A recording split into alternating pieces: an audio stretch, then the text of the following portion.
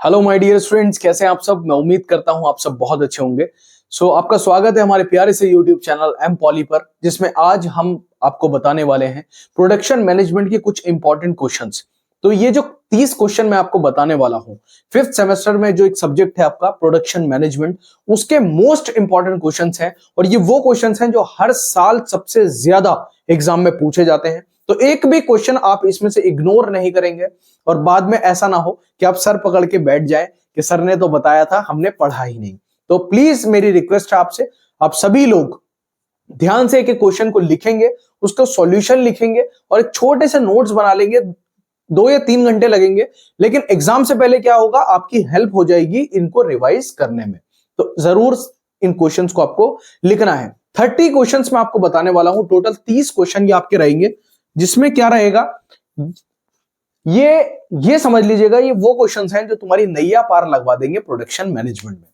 तो पहला जो क्वेश्चन है आपका वो आता है, make a Gantt chart and right it's uses. तो गैंट चार्ट बनाइए तथा इसका उपयोग लिखिए। ये आपका मोस्ट इंपॉर्टेंट क्वेश्चन है, हर साल पूछा जाता है। दूसरा question, what is meant by break even analysis, what are its uses. तो बोल रहा है कि जो ब्रेक इवन विश्लेषण से क्या अभिप्राय है, इसके उपयोग क्या है, ये आपको बताने हैं। तीसरा क्वेश्चन है, निम्नलिखित पर संक्षिप्त टिप्पणी कीजिए। एक तो पूछ रहा है क्वालिटी एश्योरेंस, दूसरा है आईएसओ 9000। तो क्वालिटी एश्योरेंस क्या है, गुणवत्ता सुनिश्चितता क्या होती है वो आपको बताना है। दूसरा, आपको आईएसओ 9000 क्या होता है वो आपको बताना है। तीसरा क्वेश्चन, सॉरी फोर्थ क्वेश्चन, चौथा क्वेश्चन है, एक चीज और ध्यान रखनी है, आपको यह नोटिस करना है कि आपको इनमें से कितने क्वेश्चंस आते हैं, कितने क्वेश्चंस के आंसर्स आते हैं, कितने सवालों के जवाब आपको इनमें से पता है, ये ध्यान रखना। और इसको अगर थोड़ा सा एनालिसिस करते चलोगे, तुम्हें यह पता लग जाएगा तुम्हारी अभी तक तैयारी कैसी है। टीक्यूएम की व्याख्या कीजिए। तो टीक्यूएम क्या होता है, उसकी व्याख्या आपको बतानी है। पांचवा, निम्नलिखित पर संक्षेप में लिखिए। तो पीएफ एक्ट क्या है और ईएसआई एक्ट क्या है, दोनों ही आपको बताने हैं। पीएफ अधिनियम क्या है और ईएसआई अधिनियम क्या है, दोनों ही आपको बताने हैं। 6 क्वेश्चन आता है, हम गैंट चार्ट क्यों बनाते हैं, क्या ये हिस्टोग्राम ही है।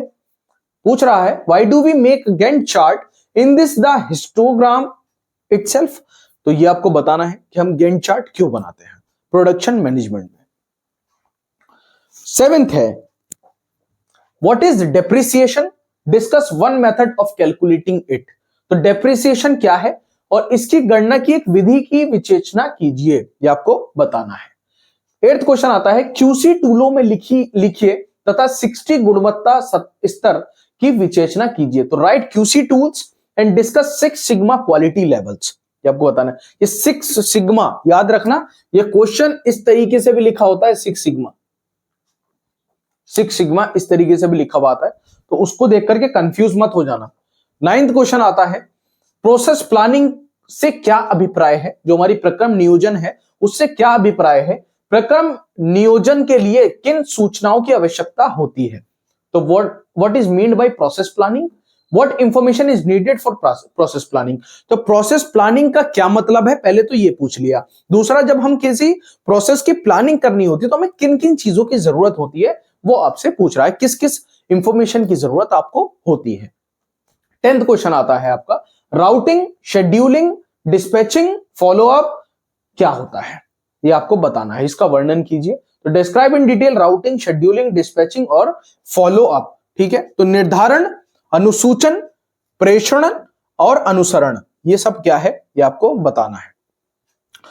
10th क्वेश्चन हो गया है आपका। 11th क्वेश्चन आते हैं, विभिन्न प्रकार के निरीक्षणों को समझाइए। तो explain different types of inspection. Inspection कितने प्रकार के होते हैं, यह आपको 11th क्वेश्चन में पूछ रहा है, आपको बताने हैं निरीक्षण कितने प्रकार के होते हैं। 12वां क्वेश्चन है आपका, ब्रेकडाउन अनुरक्षण से आप क्या समझते हैं, ब्रेकडाउन अनुरक्षण का उपयोग कब किया जाता है। ये वो क्वेश्चन हैं जो एग्जाम में पूछे गए हैं। ये ऐसी नहीं कि मैं किसी सैंपल पेपर से उठाए, किसी बुक से उठाए और आपको बता दिए, नहीं, पूरा रिसर्च करके तब निकाले कि हाँ ये 30 ऐसे क्वेश्चंस हैं जो हर साल एग्जाम में पूछे जा रहे हैं। 12th क्वेश्चन है, what do you understand by breakdown maintenance. When is breakdown maintenance used, where is होगा, ये व्हेन नहीं होगा, वेयर इज। तो पूछ रहा है कि हम ब्रेकडाउन मेंटेनेंस से क्या समझते हैं और ब्रेकडाउन मेंटेनेंस का कहां इस्तेमाल किया जाता है, या फिर कब इस्तेमाल किया जाता है ब्रेकडाउन मेंटेनेंस। 13वां क्वेश्चन है आपका, जल प्रदूषण की रोकथाम और नियंत्रण के लिए केंद्रीय और राज्य बोर्डों का गठन कैसे किया गया है, कैसे किया जाता है। तो how are central and state board constituted for prevention and control of water pollution. ठीक है, तो जो जल प्रदूषण है उसकी रोकथाम और नियंत्रण के लिए जो हमारा केंद्रीय बोर्ड होता है, जो हमारे राज्य बोर्ड होते हैं, उनका गठन कैसे किया जाता है, ये इस क्वेश्चन में आपसे पूछ रहा है। 14वां क्वेश्चन आता है, 14th क्वेश्चन है, कारखाना अधिनियम के अनुसार श्रमिक को परिभाषित कीजिए। श्रमिकों के कल्याण के लिए इस अधिनियम में कौन कौन सी व्यवस्थाएं की गई हैं। तो जो हमें करना है कि डिफाइन वर्किंग वर्कर्स, वर्कर्स क्या होते हैं, किसके अकॉर्डिंग, फैक्ट्री एक्ट के अकॉर्डिंग। जो हमारा कौन सा अधिनियम है, कारखाना अधिनियम है, उसके अकॉर्डिंग जो वर्कर्स होते हैं वो क्या होते हैं। What arrangement have been made in this act for the welfare of the for the workers. तो वर्कर्स की जो हित में कौन कौन से जो है वो चीजें इस एक्ट के अंदर अरेंज की गई हैं, ये आपको बतानी है। 15th क्वेश्चन, 15वां क्वेश्चन है, किसी उद्योग में उत्पादन नियंत्रण कैसे कार्य करता है, स्पष्ट कीजिए। तो how production control works in an industry, explain करना है कि प्रोडक्शन कंट्रोल कैसे काम करता है। 16वां क्वेश्चन है, highlight the need for inspection. तो ये बोल रहा है कि निरीक्षण की आवश्यकता पर प्रकाश डालिए। निरीक्षण की जरूरत ही क्यों है, हमें क्यों निरीक्षण करना है किसी चीज का, ये आपसे पूछ रहा है 16वां क्वेश्चन। 17वां क्वेश्चन है, what is the objective of inspection. Inspection का ऑब्जेक्टिव क्या है, क्या उद्देश्य है निरीक्षण का, ये आपको बताना है। इंस्पेक्शन से बहुत क्वेश्चन बनता है प्रोडक्शन मैनेजमेंट में, ध्यान रखिएगा। 18th question, what are types of breakdown maintenance. इसकी एडवांटेज और डिसएडवांटेज, देखो फिर से वही क्वेश्चन पूछ रहा है कि ब्रेकडाउन मेंटेनेंस कितने प्रकार का है, इसके लाभ बता दीजिए और इसकी हानियां बता दीजिए।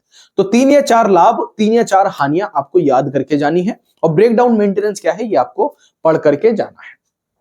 19वां क्वेश्चन आता है, उत्पादन नियंत्रण प्रणाली प्रोडक्शन कंट्रोल सिस्टम को समझाइए। तो प्रोडक्शन कंट्रोल सिस्टम की जो आपकी प्रोसेस है, प्रोडक्शन कंट्रोल सिस्टम क्या है, ये पूरा ही आपको क्या करना है, समझाना है। 20 क्वेश्चन, 20वां क्वेश्चन बच्चों आपका आता है, explain function of plant maintenance. तो प्लांट मेंटेनेंस का क्या फंक्शन है, क्या कार्य है, ये आपको समझाना है।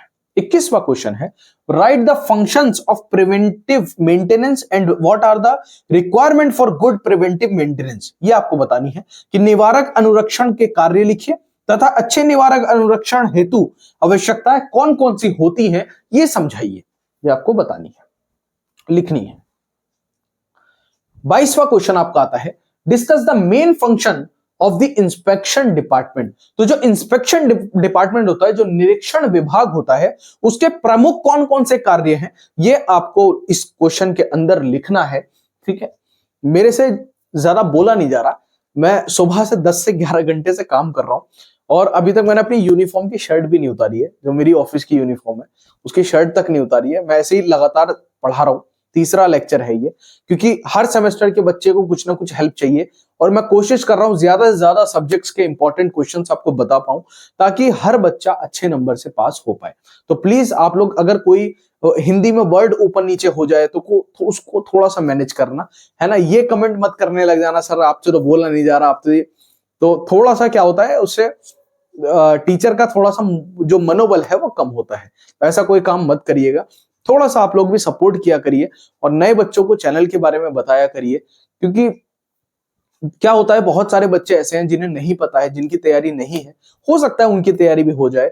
और कभी भी दूसरे की मदद करने से आप पीछे नहीं होंगे, कभी नहीं होंगे लाइफ में। हमेशा जब भी आप दूसरे की मदद करते हैं तो आपको पीछे से पुश मिलता है, वो नेचर आपको पुश करती है आगे की तरफ। तो हमेशा लोगों की मदद करिए, मदद करने से आप कभी कम नहीं होंगे, हमेशा ज्यादा ही होंगे, बढ़ेंगे हमेशा। तो हमेशा मदद किया करो, लोगों को बताया करो कि यहां से नहीं तुम यहां से पढ़ लो, हो सकता है उसके अच्छे नंबर आ जाए तो कल को तुम्हारी कोई ऐसी जरूरत हो जो वो बच्चा तुम्हारी पूरी कर सके, तो वो तुम्हारी उस टाइम हेल्प करेगा। ठीक है, तो मिलजुल करके रहा करो और सबकी हेल्प किया करो। 23 क्वेश्चन है, where should the inspection be done, तो निरीक्षण कहां किया जाना चाहिए, ये आपसे पूछ रहा है। 24वां क्वेश्चन है, सब आउटले और डेप्रिसिएशन, इन दोनों की डेफिनेशन आपको लिखनी है, ठीक है।